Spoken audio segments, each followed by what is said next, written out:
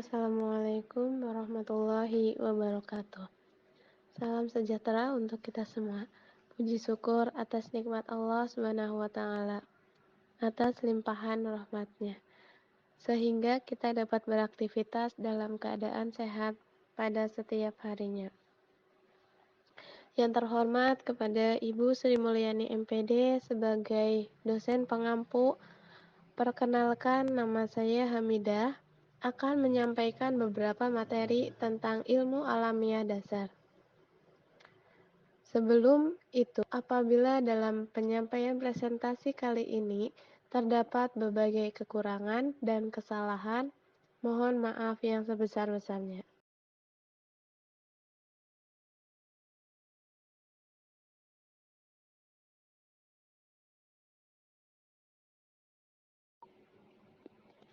Pendahuluan ilmu alamiah dasar.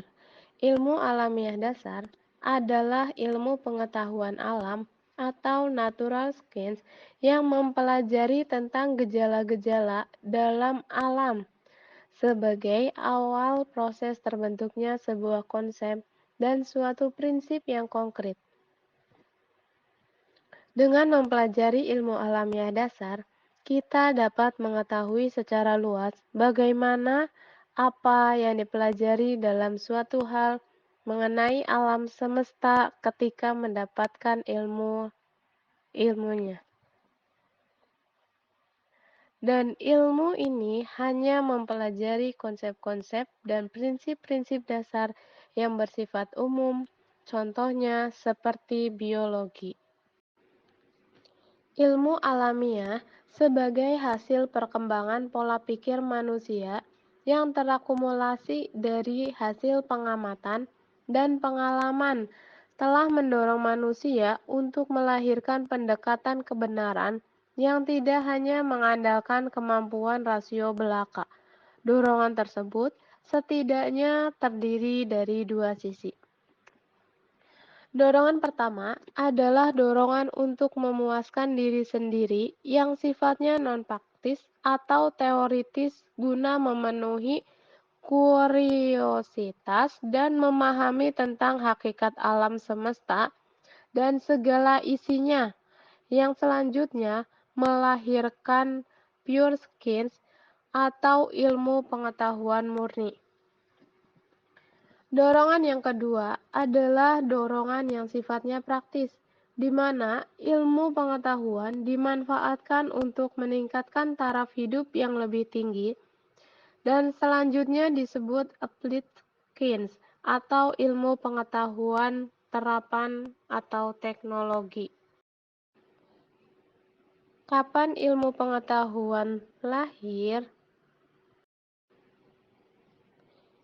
Secara waktu mungkin sulit untuk ditetapkan, tetapi yang jelas sesuatu yang dinyatakan pengetahuan, ilmu pengetahuan alam adalah apabila pendekatan kebenaran tertumpu pada rational approach and empirical approach, yakni kebenaran yang secara rasional dapat dimengerti dan dipahami serta dibuktikan secara fakta dan menggunakan peralatan ilmiah. Esensi ilmu alamiah dasar. Ilmu alamiah dasar adalah bidang ilmu yang mempelajari fenomena alam semesta. Tujuan mempelajari ilmu alamiah dasar adalah untuk memahami perkembangan pemikiran manusia terkait fenomena alam menuju terwujudnya metode ilmiah. Selain itu juga dapat menjelaskan perkembangan naluri kehidupan manusia untuk memenuhi kebutuhan akan misteri keinginan itu dan dapat memberi alasan yang diterima mitos dalam kehidupan masyarakat. Memahami etika ilmiah dapat membantu menghindari potensi kejahatan yang dapat terjadi dalam eksperimen ilmiah. Untuk menghindari penyalahgunaan dan kejahatan melalui penerapan ilmu pengetahuan alam, kita perlu menginformasikan etika ilmiah kepada masyarakat luas. Yang selanjutnya yakni sikap ilmiah. Sikap adalah produk dari proses sosialisasi yang merespon rangsangan seseorang dan umumnya dipengaruhi oleh lingkungan sosial. Lebih lanjut, dijelaskan bahwa sikap merupakan unit kognitif yang memiliki valensi dan pada akhirnya terintegrasi ke dalam pola yang lebih luas. Sikap erat kaitannya dengan nilai, motivasi, dan dorong. Sikap ilmiah sama pentingnya dengan hasil belajar lainnya, seperti pengetahuan dan keterampilan berpikir. Sikap ilmiah yang harus ada pada akademisi, mahasiswa, dan ilmuwan. Ada skeptis, optimis, pemberani, kreatif, jujur, terbuka, dan toleran. Yang pertama, jujur.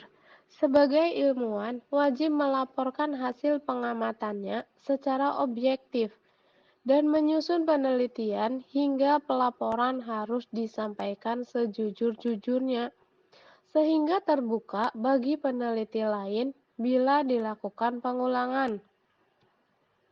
Yang selanjutnya, terbuka. Seorang ilmuwan mempunyai pandangan luas, terbuka, bebas dari praduga. Ia tidak memperoleh buah pikirannya dari dugaan.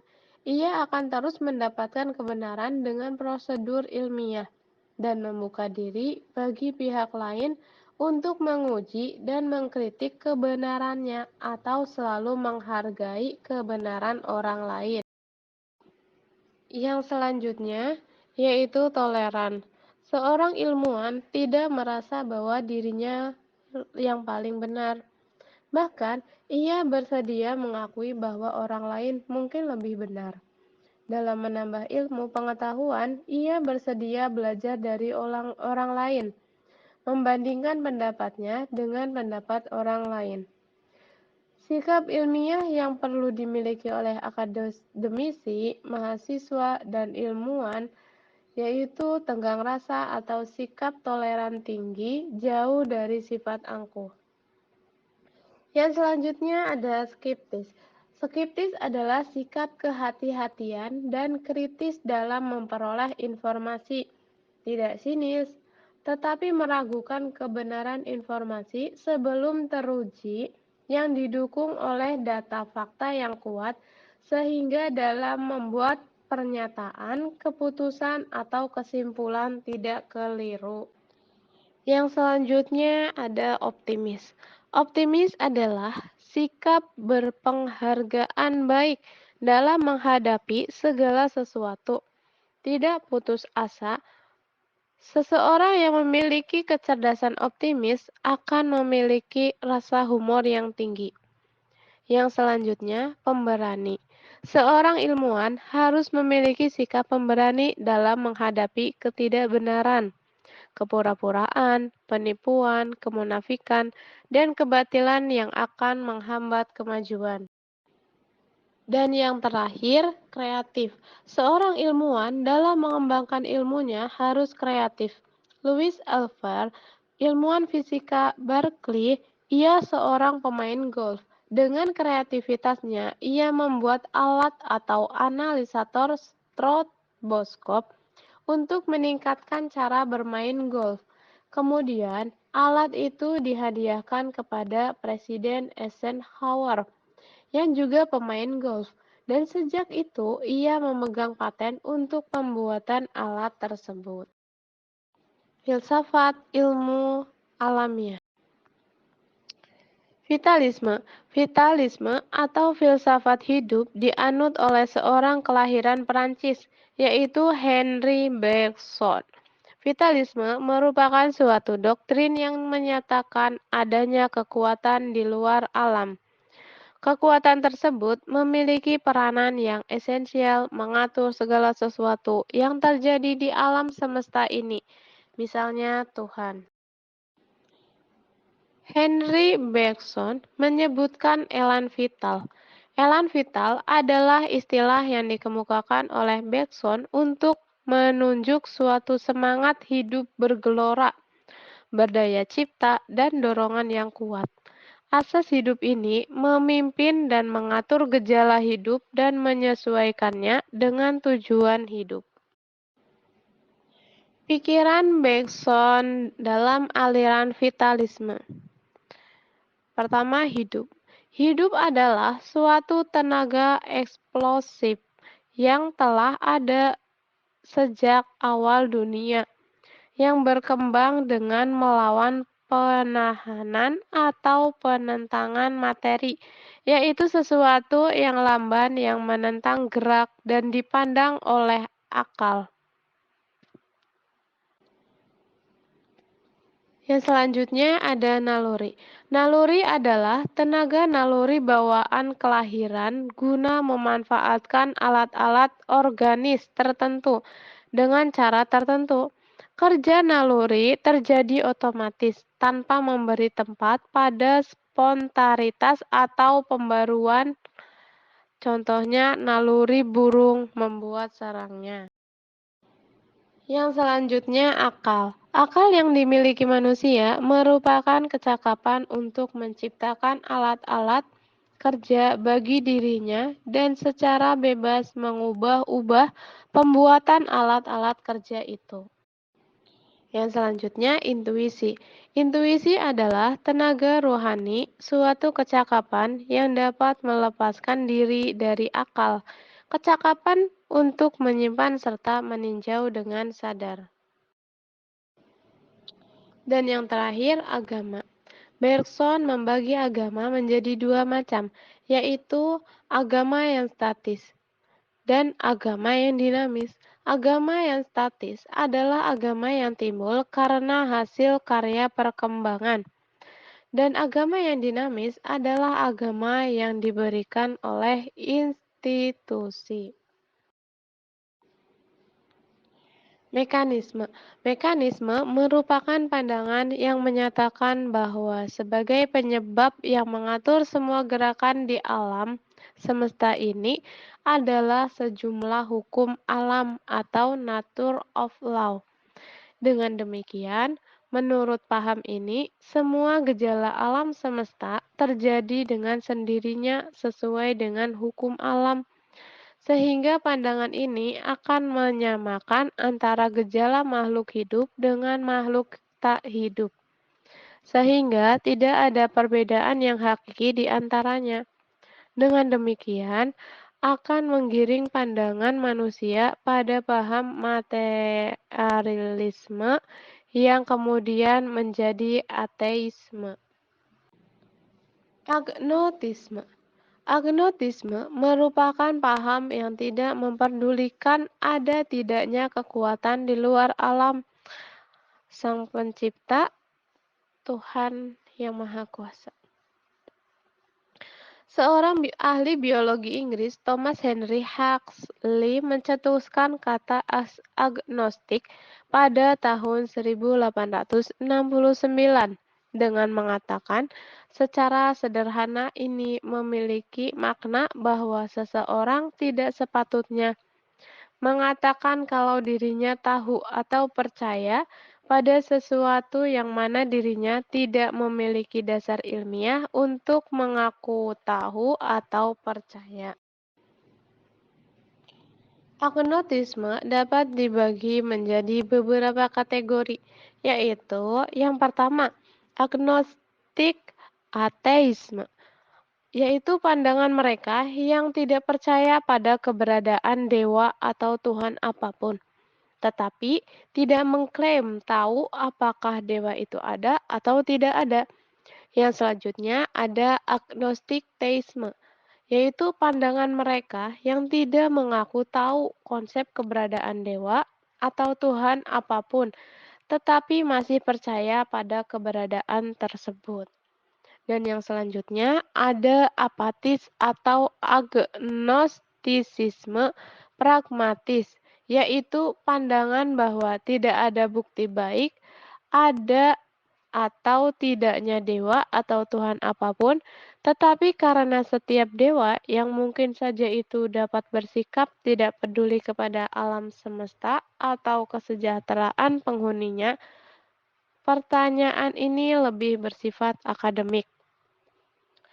Dan selanjutnya ada agnostisisme kuat, juga disebut keras tertutup, ketat, atau agnostisisme permanen. Dan yang terakhir ada agnostisisme lemah, juga disebut lunak, terbuka, empiris, atau agnostisisme duniawi. Filsafat Pancasila. Indonesia yang menjunjung tinggi falsafah Pancasila yang secara seimbang akan dapat menjembatani antara paham vitalisme dengan mekanisme yang justru peduli pada Sang Pencipta, tidak seperti halnya agnotisme, sehingga pengetahuan alamiah secara seimbang dilandasi dengan pengetahuan keyakinan, sehingga ilmuwan Indonesia selalu dalam kondisi teisme. Berikut beberapa keunggulan dalam mempelajari ilmu alamiah yang bermanfaat bagi manusia. Yang pertama, mencintai kebenaran yang objektif dan bersikap adil, sehingga akan membawa pada hidup yang tenang dan bahagia. Dua, jika ada penemuan baru yang lebih besar, maka ilmu yang lama tidak berlaku lagi, sehingga disadari bahwa ilmu pengetahuan itu tidak mutlak atau bersifat relatif, sedang yang mutlak datangnya dari Allah Subhanahu wa Ta'ala. 3. Dengan ilmu pengetahuan, orang tidak lagi percaya pada tahayul atau mitos, karena semua yang ada di alam ini terjadi melalui proses hukum alam atas izin Allah Subhanahu wa Ta'ala. Demikian presentasi dari saya. Sekian, wallahul muwaffiq ila aqwamit thoriq. Wassalamualaikum warahmatullahi wabarakatuh.